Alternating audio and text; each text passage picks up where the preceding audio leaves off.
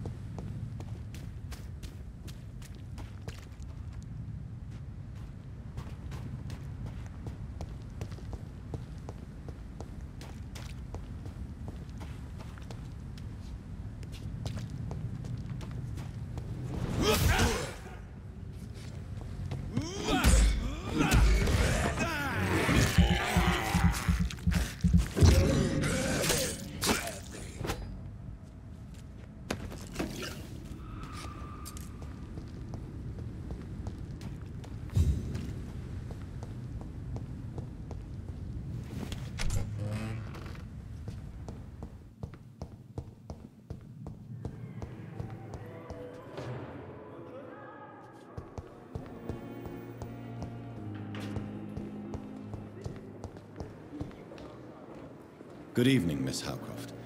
How are you tonight? I need blood, Doctor. Warm, rich, vibrant blood.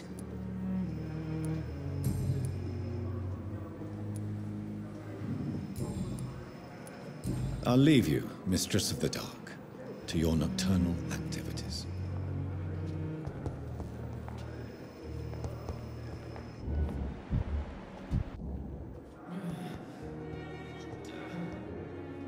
Good evening, sir. I'm Dr. Reed. I believe we're going to be colleagues. Reed? Yes, I've been informed about your arrival. I'm Waverly Ackroyd. Welcome aboard, I suppose. Does my arrival inconvenience you in some way, Dr. Ackroyd? Let us just say that I don't particularly share Dr. Swansea's enthusiasm for hiring you. What we need here are reliable professionals, not overrated dabblers.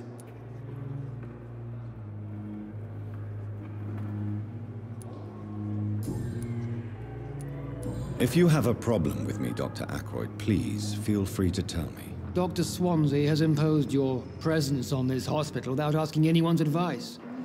The benefit of his position. But I don't agree with it. I know we've never met before, but I believe this hospital could use all the help it can get. You will agree with that, I'm sure. Oh, but I have heard about you, Dr. Reed. Of course, you can't say the same about me, since I have not wasted my time courting the press.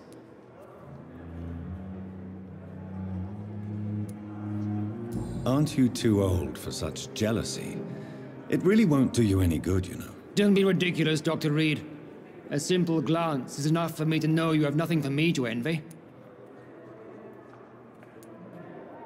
Since your tenure in this hospital is longer than mine, perhaps you can tell me more about this place. Let's just say I'm tired of the carelessness around me.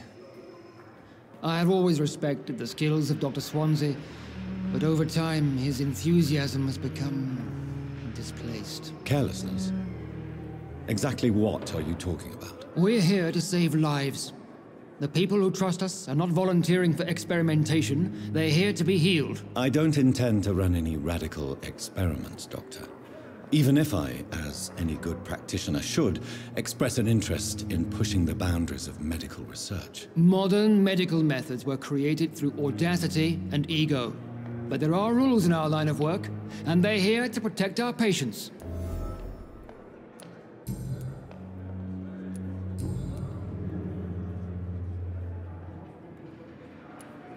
It seems you have bad memories of your military service. I refuse to see this industrial slaughter as scientific progress. War only reveals the worst in men. We can at least agree on something, Dr. Ackroyd. I don't know what you've heard about me, but I have already proved my value as a practitioner. I don't question your skills, Dr. Reed, but your motive. Is it money, fame, or are you truly dedicated? And what exactly is that supposed to mean? I served in the war just like you. But unlike you, I did not use the wounded to play the modern sorcerer. Be careful what you insinuate, Dr. Ackroyd. I only want you to admit you used those men to improve your theories.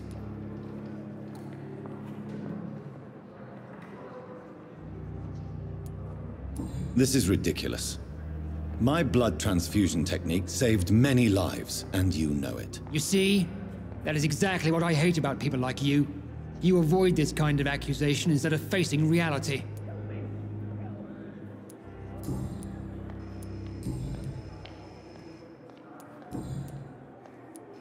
Thank you for your time. We'll talk later.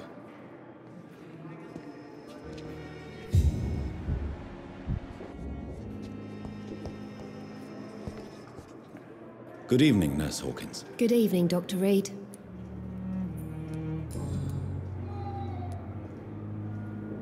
Pepper, are you sure you want to leave this hospital? To become a nurse was a little girl's dream. But in the end, I don't feel that useful. I want more. I want to make things change.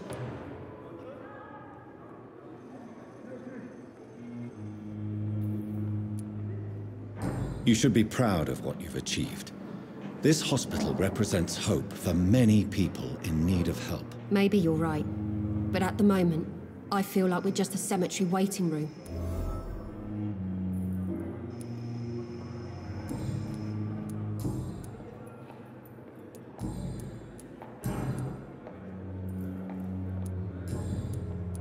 Goodbye, Nurse Hawkins.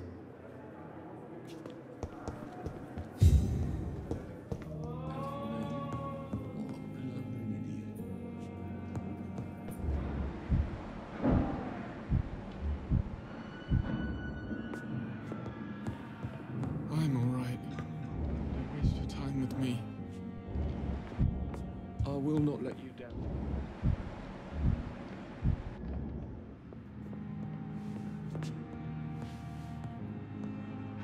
Good evening, madam. Can I help you? It's my son who needs you, sir. I'm Dr. Jonathan Reed. How can I help your son? I'm Beatrice Goswick, mother of Mortimer Goswick. Could you check on him, please, Dr. Reed? I've heard much of your talents as a physician.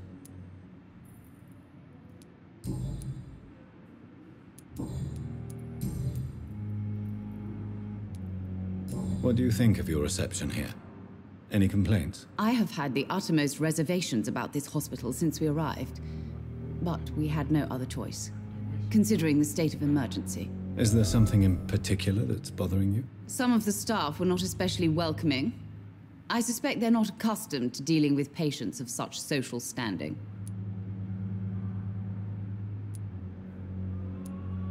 What can you tell me about yourself, Mrs. Goswick? Not much to say. Just take care of my Mortimer and I'll cover all the expenses. That's all that matters.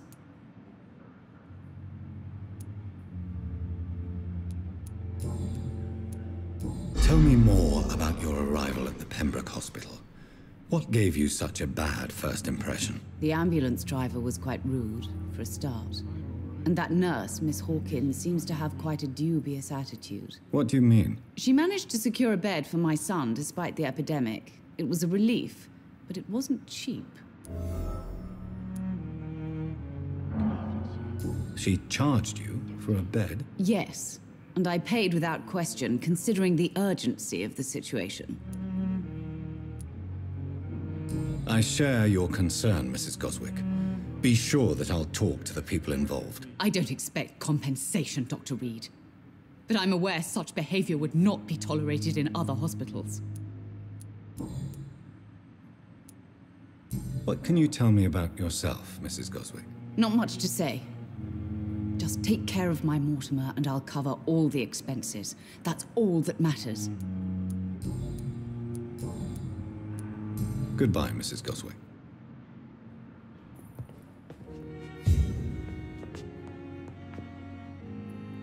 Good evening. I'm Dr. Reed. Can I help at all? No. Really? Why are you here, then? I don't want to talk. My throat hurts too much. I suppose that this pain is the reason you're here. Is someone taking care of you? Yes. And no. Could you at least tell me your name, sir? Mortimer. Mortimer Goswick.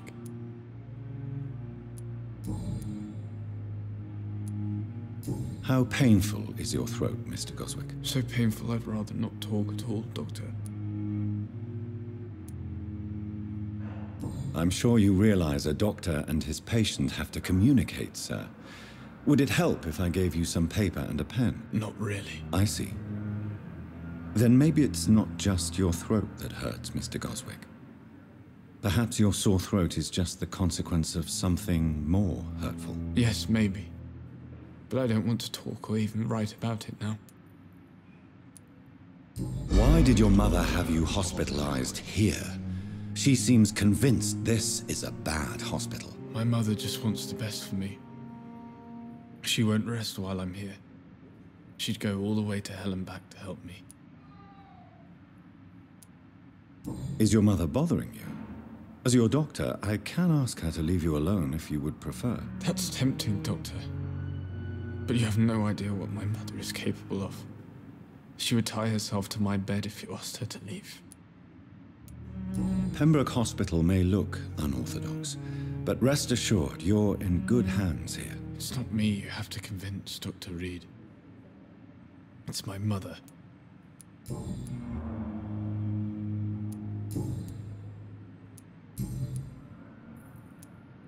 Tell me about yourself, Mr. Goswick. I don't want to talk, Doctor.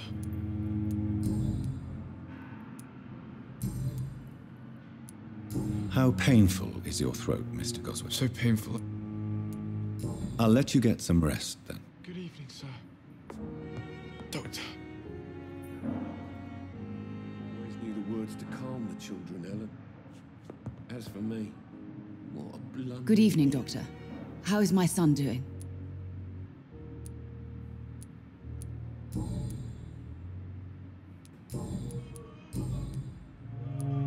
What can you tell me about yourself, Mrs. Goswick? Not much to say.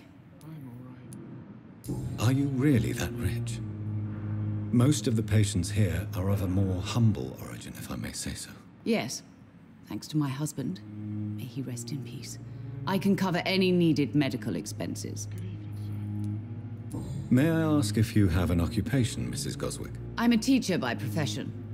I teach young women who are more ambitious about their futures than their families. Goodbye, Mrs. Goswick.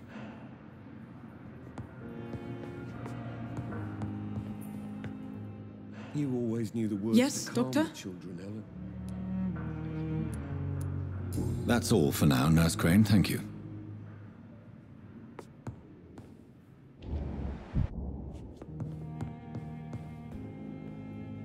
Good evening, sir.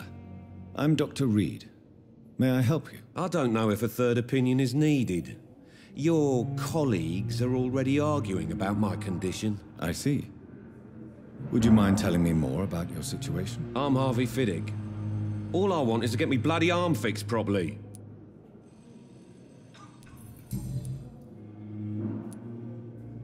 Tell me about the doctors who are arguing about your case. Strickland and Aykroyd.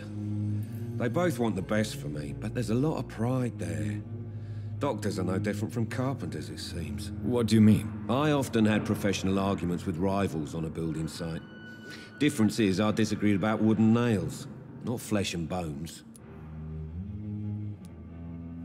Are you satisfied with your treatment here? Well, it's clear that I've chosen a bad time to be injured. Forgive my bluntness, but you seem overwhelmed by cases of the flu. I won't lie to you about it. I'm afraid we are. Are you sure you don't want to operate yourself, Dr. Reed? I have the feeling you're very capable. And your colleagues seem to think so too. In other circumstances, you would be right. But for now, I don't think I can take on the responsibility. My apologies. Tell me about yourself, Mr. Fiddick. I'm just a regular guy waiting to get his arm fixed, so I can return to work and to my family. I was more curious about what you were doing before being hospitalized. I'm a carpenter, and a good one too. But that means I need both arms to feed my family, Dr. Reed.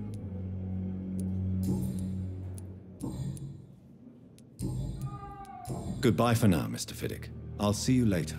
You always knew the words to calm the children, Ellen. As for me, what a blundering idiot.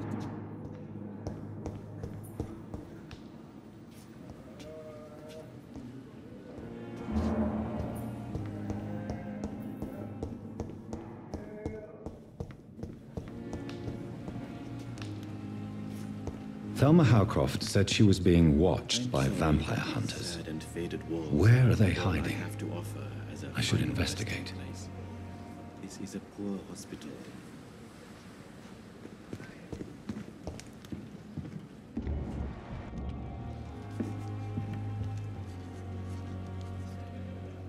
Good evening. I'm Dr. Reed. Always a pleasure to meet a colleague, sir. Especially when he was supposedly dead. A colleague? Are you a doctor too? Not anymore, sir. I used to be Dr. Rakesh Chadana. Now, I'm just Mr. Chadana, pawnbroker and humble guardian of this morgue. What do you mean, you used to be a doctor? Was your license revoked? No, sir. It is just that I like to be precise. I run a little pawn shop while taking care of the dead. But I used to be a real doctor.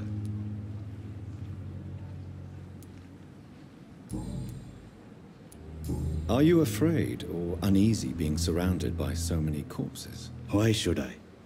These bodies are empty vessels. Flesh left to decay. Poof! No soul anymore. All gone.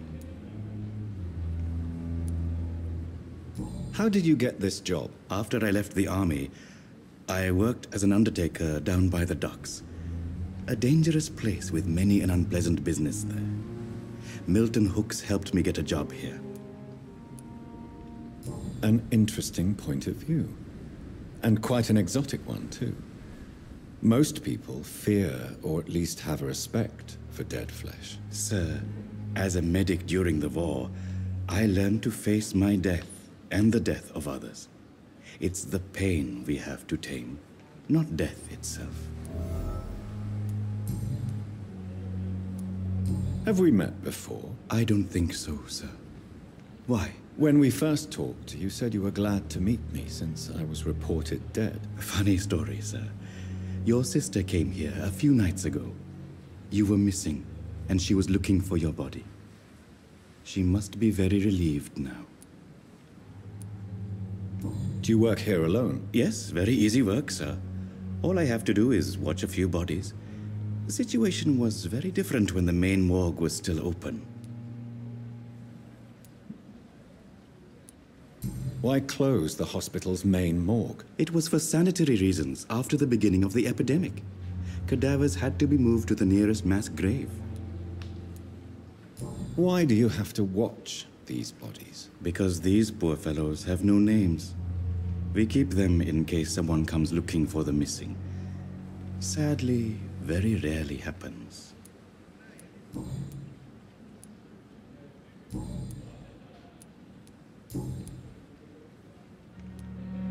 Since you're not afraid of dying, do you believe in life after death, Rakesh? No. I believe we must do all the good we can while alive. For our time is short, and the obstacles are endless. Do you think you would enjoy immortality as a concept? I don't think so. Don't mistake me. I love life, and I'd like to live a long life. But everything has to decay, sir. Even goodwill.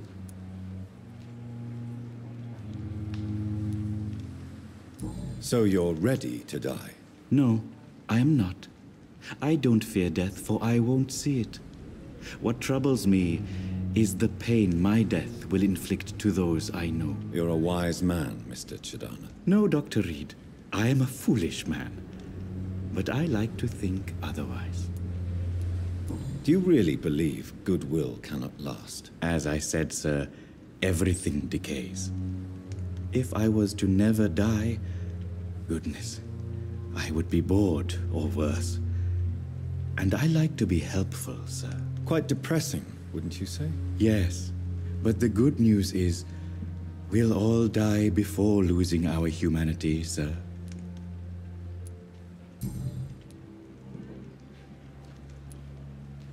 A pawnbroker?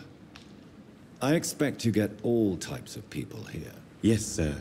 All kind of people. For I sell all kind of goods.